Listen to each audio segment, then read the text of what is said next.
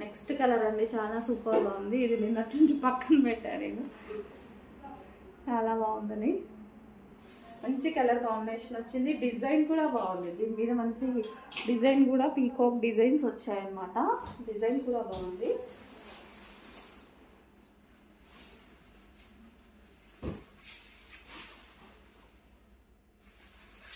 మనకి మొత్తం party wear item అండి.